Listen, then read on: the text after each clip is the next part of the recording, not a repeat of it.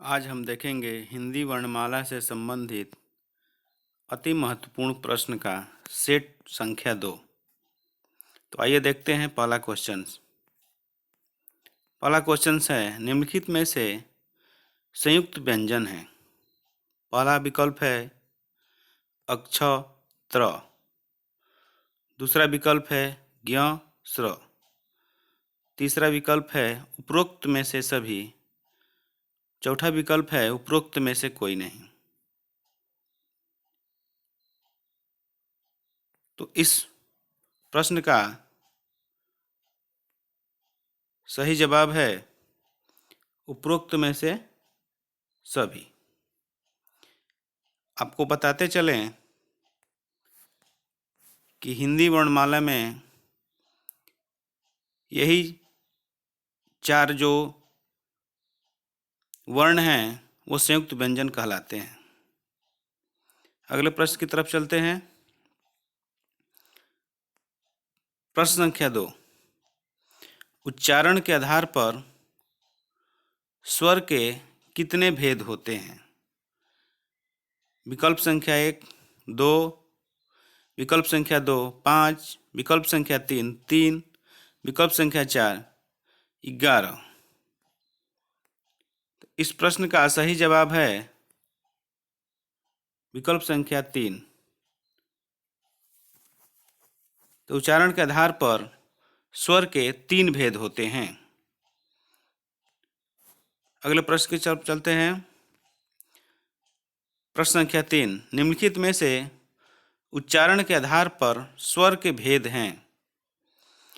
पहला विकल्प है ह्रस्व स्वर, दूसरा विकल्प दीर्घ स्वर, तीसरा विकल्प प्लुत स्वर, चौथा विकल्प है उपरोक्त में से सभी।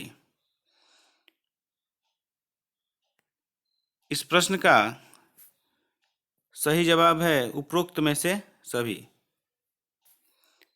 आपको बताते चलें कि हिंदी वर्णमाला में उच्चारण के आधार पर स्वर के 3 भेद होते हैं, जिसको हम पहले प्रश्न में देख चुके हैं। अब अगले प्रश्न की तरफ चलते हैं।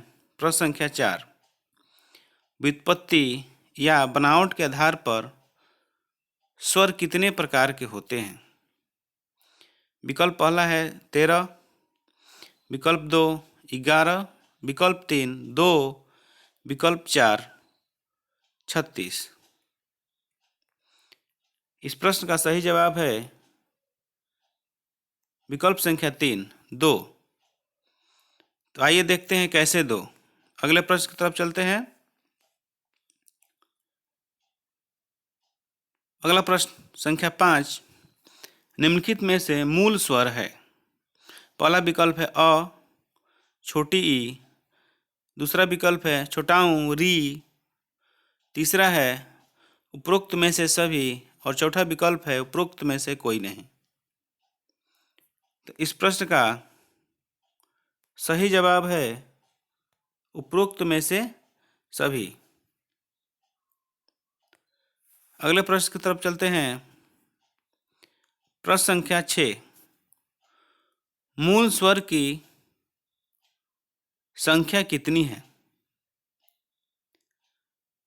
विकल्प पहला है 4, विकल्प संख्या 2 1, विकल्प संख्या 3 11, विकल्प संख्या 4 13। तो आप इसके पहले वाले प्रश्न में देखे थे कि मूल स्वर कौन कौन से हैं, तो आप समझ गए होंगे कि इस प्रश्न का विकल्प पहला सही है। सही जवाब है मूल स्वरों की संख्या होती है 4। अब अगले प्रश्न की तरफ चलते हैं। प्रश्न संख्या 7 की तरफ। संधि स्वर की कितनी संख्या है? विकल्प संख्या 1 4, विकल्प संख्या 2 3, विकल्प संख्या 3 है 5 और विकल्प संख्या 4 7। इसका सही जवाब है विकल्प संख्या 4 7, यानी कि संधि स्वर की संख्या 7 होती है। अगले प्रश्न पर चलते हैं। प्रश्न संख्या 8, दीर्घ स्वर कौन कौन से हैं? पहला विकल्प है आ, दूसरा विकल्प है बड़ी, तीसरा विकल्प है बनाऊं और चौथा विकल्प है उपरोक्त में से सभी। तो इस प्रश्न का सही जवाब है उपरोक्त में से सभी। अगले प्रश्न की तरफ चलते हैं। प्रश्न संख्या 9, दीर्घ स्वरों की संख्या कितनी है? अभी आपने देखा ऊपर के प्रश्न में, उस हिसाब से इस प्रश्न का सही जवाब होगा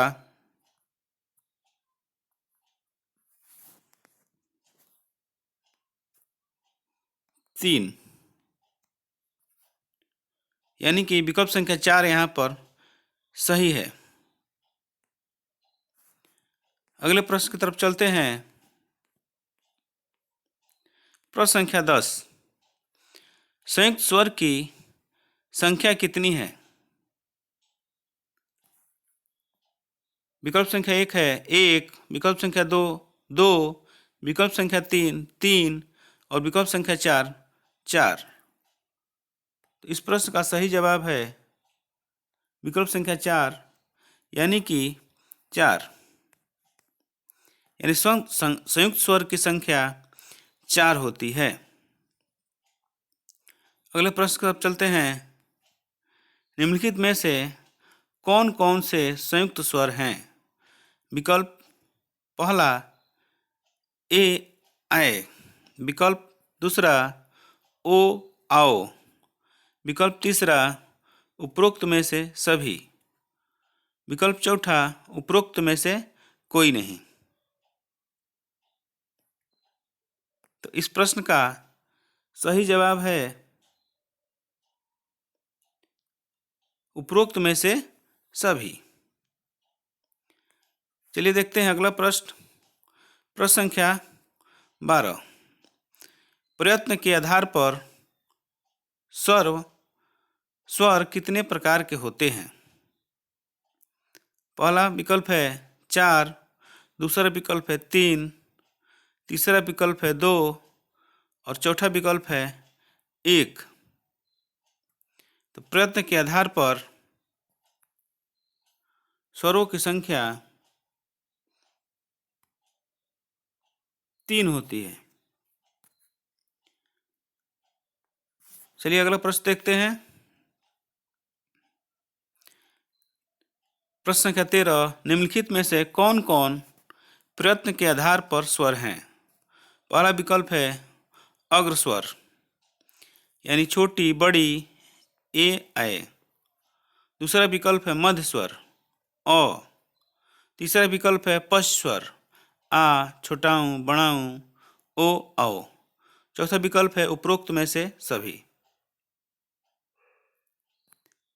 इस प्रश्न का सही जवाब है उपरोक्त में से सभी, यानी कि प्रयत्न के आधार पर जो ऊपर के प्रश्न में बताए गए थे कि 3 स्वर होते हैं, वह होते हैं अग्रस्वर, मध्य स्वर, पश्च स्वर। अग्रस्वरों की संख्या 4 होती है, मध्य स्वर 1 होता है और पश्च स्वर 5 होते हैं। अगले प्रश्न की तरफ चलते हैं। प्रश्न संख्या 14, कंठोष्ठ व्यंजन है। विकल्प 1 है ओ, विकल्प 2 है औ, विकल्प 3 उपरोक्त में से सभी, विकल्प 4 उपरोक्त में से कोई नहीं। इस प्रश्न का सही जवाब है उपरोक्त में से सभी, यानी कि कंठोष्ठ व्यंजन यानी वैसे व्यंजन जो कंठ और ओठ दोनों की सहायता से बोले जाते हैं, वो ओ और औ हैं, और यही दो कंठोष्ठ व्यंजन पूरे हिंदी वर्णमाला में हैं जो कंठोष्ठ व्यंजन कहलाते हैं। अगले प्रश्न की तरफ चलते हैं। प्रश्न संख्या 15, दंतोष्ठ व्यंजन। विकल्प संख्या 1 है प, विकल्प संख्या 2 फ, विकल्प संख्या 3 ब और विकल्प संख्या 4 व। तो इस प्रश्न का सही जवाब है विकल्प संख्या 4 व, यानी पूरे हिंदी वर्णमाला में दंतोष्ठ्य व्यंजन एकमात्र व है। अगले प्रश्न की तरफ चलते हैं। प्रश्न संख्या 16 कंठ तालु व्यंजन है, यानी कौन से व्यंजन कंठ और तालु की सहायता से बोले जाते हैं। तो पहला विकल्प है ए, और दूसरा विकल्प है ऐ, तीसरा विकल्प है उपरोक्त में से सभी, और चौथा है उपरोक्त में से कोई नहीं। तो इस प्रश्न का सही जवाब है उपरोक्त में से सभी। तो बताते चलें कि हिंदी वर्णमाला में कंठ तालु व्यंजन 2 ही होते हैं, जो कि ए और ऐ हैं। अगले प्रश्न की तरफ चलते हैं। प्रश्न संख्या 17 मूर्धा व्यंजन है, यानी कि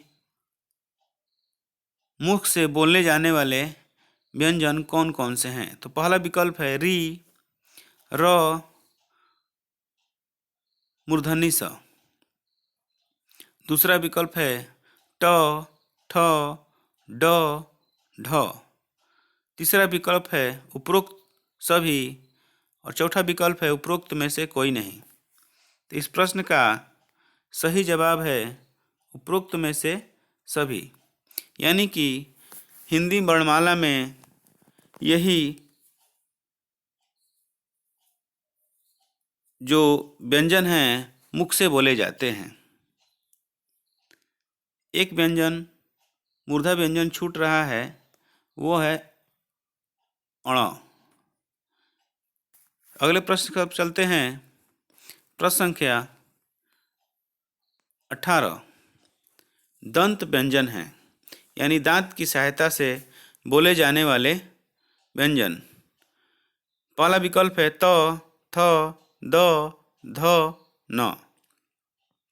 दूसरा विकल्प है ली, ल, दंती स। और तीसरा है उपरोक्त में से सभी। चौथा विकल्प है उपरोक्त में से कोई नहीं। तो इस प्रश्न का सही जवाब है उपरोक्त में से सभी। अगले प्रश्न की तरफ चलते हैं। प्रश्न संख्या 19 ओष्ठ व्यंजन है, यानी कि हिंदी वर्णमाला में वो कौन कौन से व्यंजन हैं जिनको बोलते समय जीभ का संपर्क ओष्ठ से होता है। तो पहला विकल्प है छोटा ऊँ, बड़ा ऊँ, म। दूसरा विकल्प है प, फ। तीसरा विकल्प है ब, भ। और चौथा विकल्प है उपरोक्त में से सभी। तो इस प्रश्न का सही जवाब है उपरोक्त में से सभी। आपको बताते चलें कि यही मात्र व्यंजन हैं जो ओष्ठ व्यंजन कहलाते हैं। अगले प्रश्न की तरफ चलते हैं। प्रश्न संख्या 20 और यह इस श्रृंखला का अंतिम प्रश्न है, यानी द्वितीय व्यंजन हैं, यानी द्वितीय व्यंजन किसे कहते हैं। पहला विकल्प है अक्ष, त्र। और दूसरा विकल्प है तलाबी स, दंती स। तीसरा विकल्प है ड, ढ। और तीसरा विकल्प है य, र। तो आपको हम बताते चलें कि इस प्रश्न का सही विकल्प है प्रश्न संख्या 3। पूरे हिंदी वर्णमाला में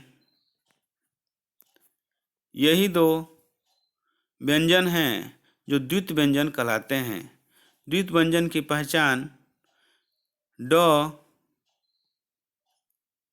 और ढ के नीचे नुक्ता होता है। यही 2 वर्ण हैं जो हिंदी वर्णमाला में द्वितीय व्यंजन कहलाते हैं। आपको वीडियो कैसा लगा? अगर अच्छा लगा है तो हमारे चैनल को सब्सक्राइब करें, वीडियो को लाइक करें और दूसरे के पास शेयर करें। धन्यवाद।